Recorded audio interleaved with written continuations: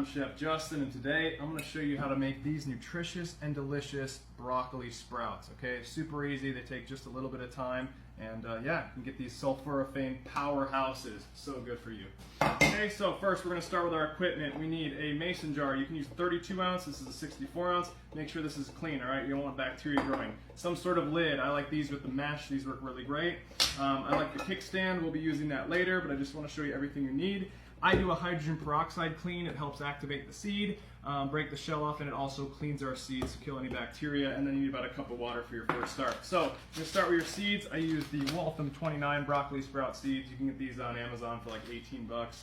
No, I don't get any kickback, okay? So wherever you get them. So I got a few left over here. So 2 tablespoons we're gonna start with, okay? So 2 tablespoons of your seeds in there.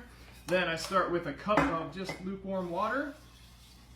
Yeah, that's funny. All right, and then we're doing about a half teaspoon of peroxide, okay? This is just for the initial stage. You're only gonna use this right now. We're never gonna use it again in the process, okay? It's just the initial. So we're gonna mix that in there. Excellent. Let that hang out for about 10 minutes. All right, our timer just went off. You shake this out, you'll see there'll be a little bit of bubbles in there. That's the hydrogen peroxide doing its job. So there's our first step. Our 10 minutes is up.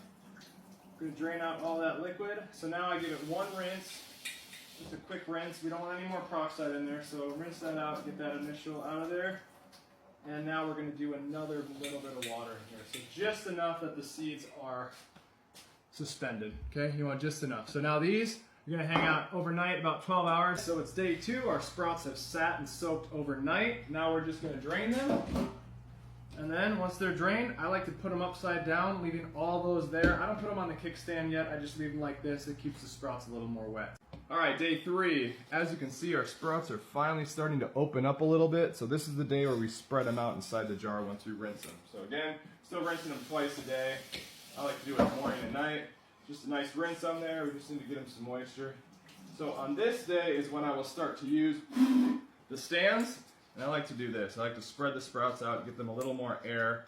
It just allows them to get a little more movement there. So put a plate underneath them because they will drip a little bit. And again, in a dark area. But this is your stand, okay?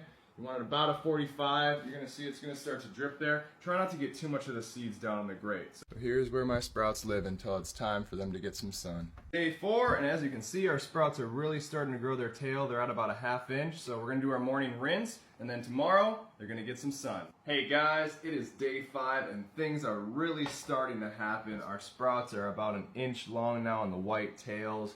Again, another thing I wanted to show, if you see these white hairs growing, it almost looks kind of like they're molding. That's just hairs on the shoot of the root. So don't be alarmed by that, that's totally normal. But as you can see, really you're going to start to see a lot more of those on the bottom. So day 5, we're going to give it our morning rinse very gently, and then we're going to finish it up by putting it on the windowsill. You do not want direct sunlight, but lots of indirect sunlight.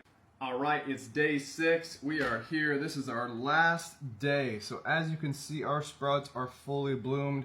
Maybe could have gone a little less in this one. It's a little full, but they're getting green. They've sat in the sun all day yesterday, so I'm going to give them one final rinse and give them one last day of sun so we can really green them up. And then you guys, at the end of the day, right before, you can take them out. These sprouts have been in my fridge for going on like 5 days now, so you can see they're all happy together. So once they're done, you do your final rinse, let them sit for your second day in the sun.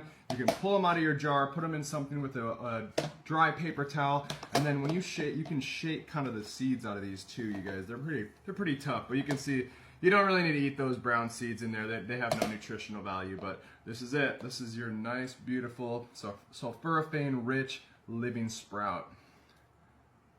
Enjoy. Health is wealth.